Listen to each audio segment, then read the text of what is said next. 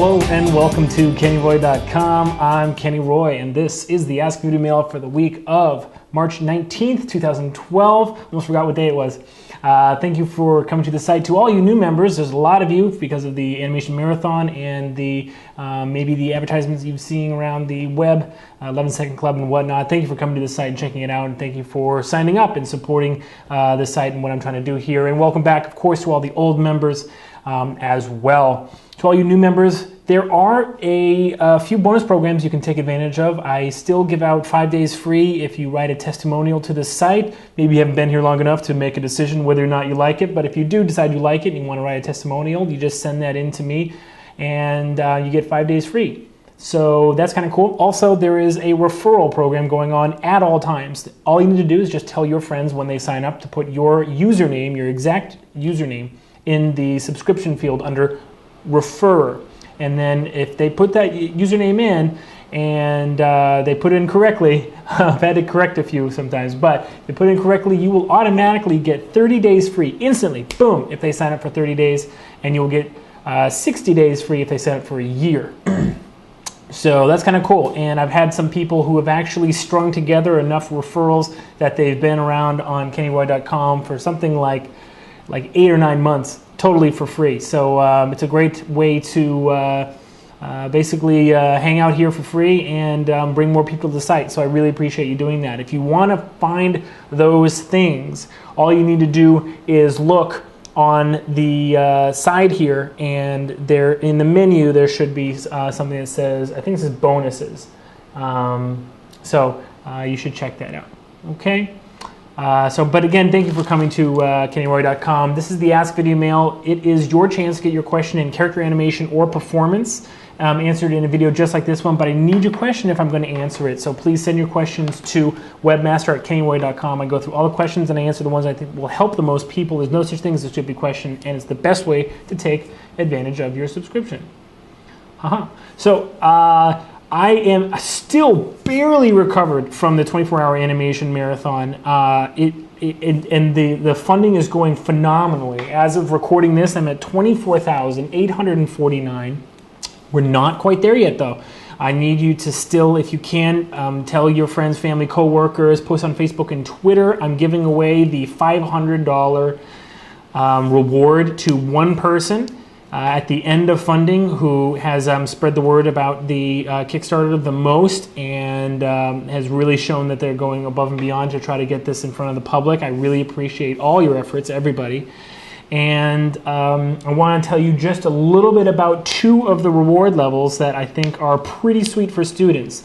I just added this new one. You might have seen the announcement on Facebook. For $200, you get all of the rewards of the categories for pledges below that amount, but you also get all 6 main character rigs in Maya given to you to play with after the film is released, and that's some pretty stellar stuff. You can pay a lot of money for a production quality rig like on Creative Crash or Turbo Squid. Plus, these are made for cartoony animation, so I know everyone here who has seen my cartoony lectures knows how important it is to have a rig that supports your choices. So this is a pretty sweet deal, I think, and it's a great resource for students.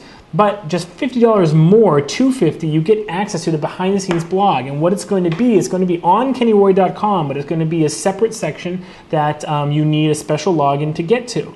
And I'm basically going to be doing every single week, I'm going to be recording almost exactly like the 24-hour marathon work sessions and just zipping them up, throwing them up on the production blog, and there's just going to be basically constant training video and like work sessions that you can download and watch.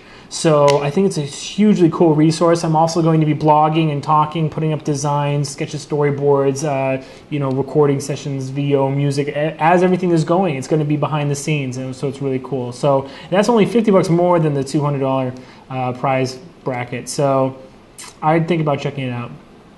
Well, just because we're here on KennyRoy.com and I'm promoting my film doesn't mean that we can't do some video mail stuff. So let's quickly jump into the video mail and start rocking that out. Let's take a look at the question first.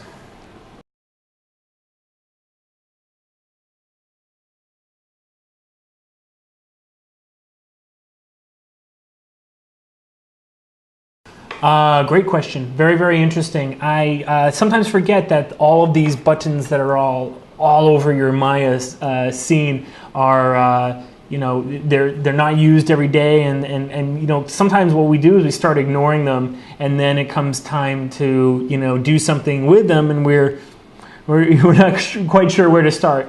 I feel like if you take just a second, you'll pretty much figure out what all these things are. So I'm going to run through them real quick, and you'll get the picture. It's not that hard. But I do want to emphasize one aspect of these camera settings and tools and what have you, in terms of distinguishing yourself as an animator. So the first thing I'm actually going to say is you really, really need to learn about focal length. Now, what focal length is, let's go over here. I've decided to just pull up one of my scenes from How to Cheat in Maya 2012. Why not, right? It's actually from the cameras and layout section from the book, okay?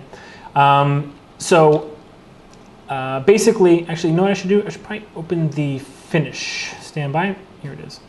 Okay. So what focal length is basically how zoomed your lens is. It's kind of a rudimentary way to think about it, but for the most part, that is the simplest and the best way to think about focal length. Really, it actually has to do with you know, the distances between the lenses and as they refract and whatever, and that's why it's called focal length. But let's just say that for our purposes, it's how zoomed you are. Now, the default Maya camera is at 35. And if you drag that up and down, you'll see that you basically zoom in and out. Well, that's pretty easy to figure out and pretty basic stuff. Now, what you might not realize is that focal length actually controls perspective. The lower the focal length means the wider the lens is, which means the more of the entire, basically spherical, 360 degrees actually in all directions is a sphere. So the more of the entire spherical world this lens can see. In fact, an extremely wide angle lens is actually, you can see that the lens is actually very, very, very bent. Extreme fisheye lenses are called fisheye lenses for a reason, because they look like a fish's eye. Okay, so focal length is in control of perspective. And what I mean by that is that you have a greater emphasis of perspective the lower the focal length is, and a much reduced effect of perspective the higher the focal length is.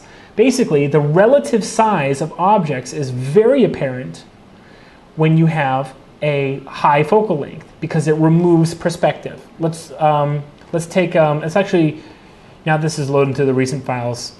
We can take a better example, a simpler example rather. Sorry. Okay, so we have two spheres right here, and there's a little bit of distance between them. And right now, my camera is a default Maya camera, so it's 35 millimeters. And there is 35 is actually kind of low. A portrait lens is 80 millimeter. So 35 millimeters is actually pretty wide. So if we look at these two spheres, we see that relative to each other, this sphere is bigger and this sphere is smaller. But if we rotate the camera around and move it closer to this smaller sphere, you see how it looks like it grows. It grows in camera because basically the perspective, the relative size, is being diminished by the fact that there is a lot of perspective, low focal length. The closer an object is to camera, the bigger it's going to seem. That's what perspective is, right? Further away, smaller, closer, bigger.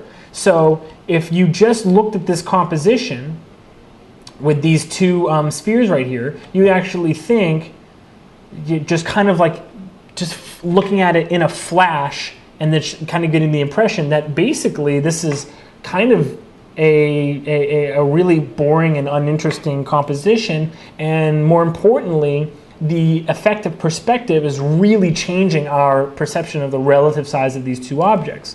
Okay? Okay? So, if we up the focal length, let's make it like a telephoto, like 120. Okay?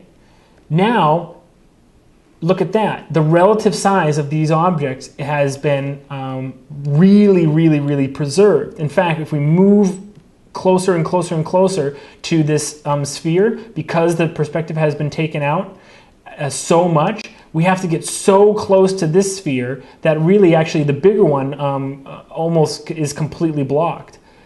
With a 120 millimeter lens, which is basically, you know, the beginning of a telephoto, you have very little perspective, and that's why we say that it either crushes the background or it flattens the background. Okay, because what it does is it brings foreground and background basically together on the same plane.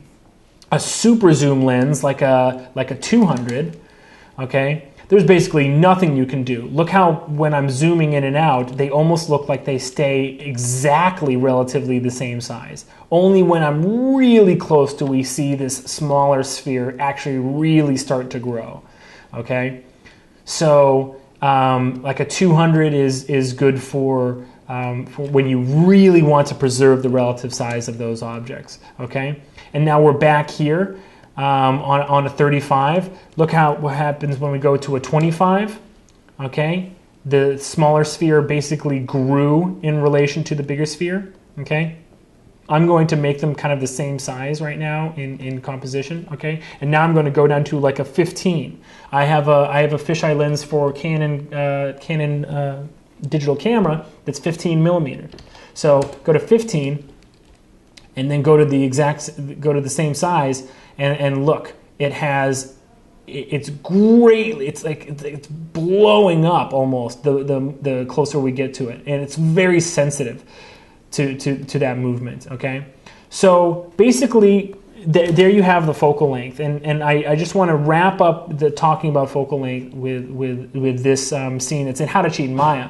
And basically what this is you want to make sure that you're choosing the right focal length for your scene. Because if I have a 35 millimeter camera lens on this right now, and this is a bully, and he's supposed to look foreboding and really scary to this little guy, then if I shoot over the shoulder of this little guy, he's actually bigger. If you squint your eyes, he's actually bigger in composition than our bully. So what I'll want to do is, what do I want to do? Answer this in your head right now and see if you're right. Okay, what do I want to do to make it so that this is a better composition? I want the bully to seem bigger, right? So his relative size needs to be emphasized more, which means higher focal length. So let's make this like a 70 and back it off a little bit, and look, already our foreground guy looks much smaller than the foreboding, really scary bully.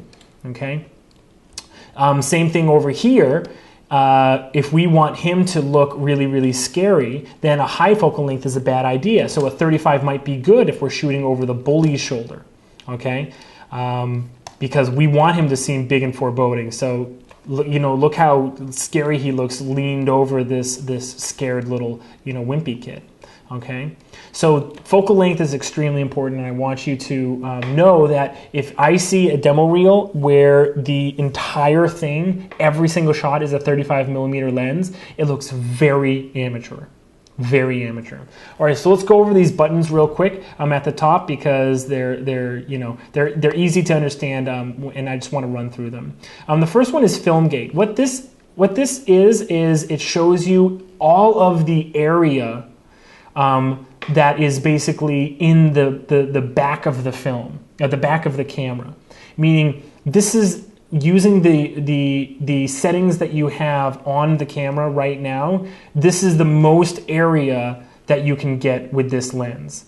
And so it's kind of a weird way to think about it, but think about it like this. You have your camera, and the light goes through the lens, and then it has to hit something. Right? It has to hit an area. This is basically, when you show your film gate, you're showing that whole area. Okay? If you switch to resolution gate, basically what this shows you is that your resolution, how many pixels you're actually rendering, is this shows you how it is been applied to your film back. Okay, basically it's almost like cropping inside the camera. All right, whereas you could hold up two pieces of cardboard, in front of the lens and crop like this. This is almost like cropping inside the camera, and this is only the pixels that you're going to render. That's resolution gate. It only has to do with rendering. And now you'll see that my resolution gate, here's my film gate. See the width and my resolution gate. Boop! I pop it on top. You'll see that the resolution gate fits the width of the film gate. Okay, so if you see right here, fit resolution gate is horizontal. Okay, so that's how we basically determine that. Horizontal is fine to keep it on.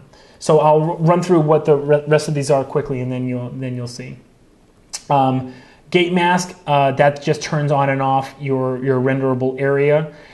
Field chart.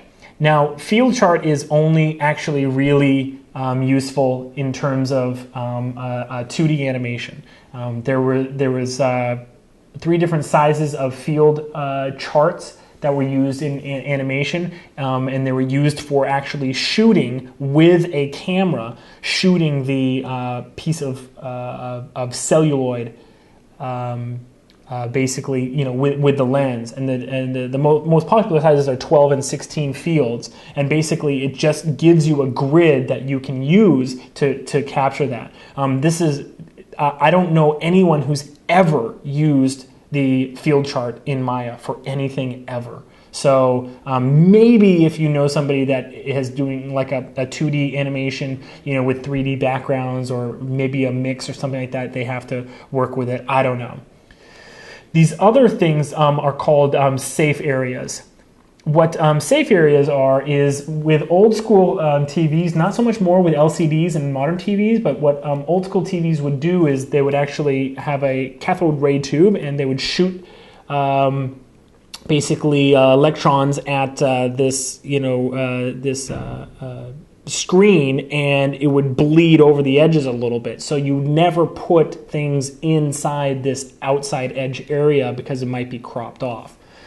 And then you have title safe. So the outer one is called action safe, and you don't want to have like characters performing or their eyes in this area out here. This inner one is title safe. You don't want to have any titles, any words or text or anything, because it might be cropped off as well.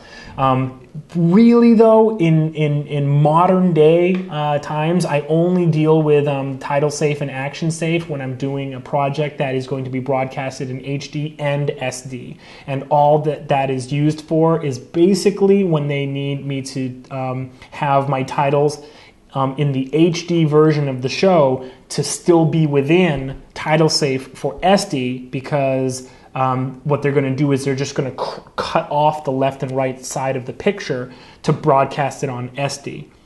So that's going to die pretty quickly. And that's pretty much all the control you have in the Maya panel in terms of the camera. So let's go over here into the attribute panel and just run through the rest of these. Camera, obviously your angle of view is basically directly, like inversely proportional to your focal length. If you want to just be sure that you have a 90-degree angle of view, that might be if you want to work if you're working on a game, for instance, and you need to make sure that you're matching the field of view of a character when they come around the corner, and you want to compose basically this shot, as it were, or whatever. But really, you don't have to think about angle of view if you are up on the whole focal length issue. Camera scale is basically how the camera is scaled to the scene, and basically it kind of doubles or halves or whatever these numbers. So if I go camera scale is 2, then I basically get a 15 mil lens. If I go camera scale is 0.5, I basically get a 70 mil lens, like that. So camera scale is actually not really all that important. The auto render clip plane, that has to do with rendering, but what you should know about clip planes is that it's basically the smallest distance between objects and the farthest distance between objects that that you're going to render. Actually, the far clip plane is how far back in space, but the near clip plane, the interesting thing about it is that if it's set too low, then objects will render interpenetrating. So you need to turn that clip plane up to a normal amount. And I think the default used to be 0.01, and then you'd always have to change it to 0.1 so that models wouldn't look like they're intersecting. And now I think the default in Maya 2012 at least is 0.1, which is great. So the film gate, or the film back rather, this little tab is basically where you can load different film backs. Now, for your purposes, you actually don't need to know what a film back is, because if you're creating something entirely in Maya, then you just need to make it look good, because you can get actually the exact same shot using different film backs and different focal lengths and different resolutions for everything. So I like to just keep if I'm doing my own project, I like to keep the film gate at user and just use the rest of the controls to get the shot to look like what I want. If you actually are like matching footage, like red camera or 35 millimeter, you'll have to actually create the correct film back settings. You'll have to match the settings. You need to know that the aspect ratio of the film is kind of like camera scale, in that it'll give you different sized, basically lenses for the, with the exact same focal length settings. And you probably shouldn't touch that either unless you're working with plates. Lens squeeze ratio, I have to admit, I actually don't even know what that is. Oh, it looks like this is like another 2D crop. Okay, so again, you don't really need to know about that stuff. The only thing that you should probably know about is that the resolution gate is kind of best when it fits horizontally, because it gives you the most predictable results, because we're dealing with mostly with wide aspect ratio pieces of footage. So if you had a tall aspect ratio, I'm not sure what that would even be for. Maybe if you're working on animation that's going to be displayed like in a mall where they rotate HD screens on their sides, maybe you would need it. Yeah, maybe you'd need it for that, because you'd want to render that upright so that you wouldn't have to like animate everything on its side. So you could maybe fit your resolution gate vertically for that. But the most important thing definitely up here is the focal length and understanding how the resolution gate and the film gate work together. And then the last thing I wanted to show you, oh, here it is, shake. So the cool thing about the shake is that you don't have to have any animation keys on your camera. You can actually just put little values in here, and the camera can shake around. And that's actually kind of cool, because let's say, oh, like if you have your camera and you want to be able to like quickly add shake, but you don't want to, like your camera is actually moving on on animation, it has animation already. You don't want to use animation layers, because you don't want to have to deal with having to turn it on and off and animating the weight or any of that. Shake is actually nice, because it's just kind of a way to add that movement on top of the camera already, and it won't interrupt your actual keyframes, like translates and rotates, which is really kind of convenient. Don't use it too much though, and definitely if you're animating a character who's like super heavy or something, don't use it to like mask how poorly you're doing the weight. And if you're interested in weight, there is a weight lecture. There's a weight lecture in the store right now, so you should check that out if you're interested. Cool. So I think I'll leave it at that. Oh, we're running kind of long. So know about cameras, especially about focal length, know about film gate, resolution gate, animate within the title and action safe, I guess. But really, it is all about composing a shot. So unless you're working with film and plates and whatever, focus mainly on making sure your shot is composed nicely. And if I were you, just one little quick tip, maybe just a rule of thumb, never have a 35mm lens on your demo reel. That's what I would say.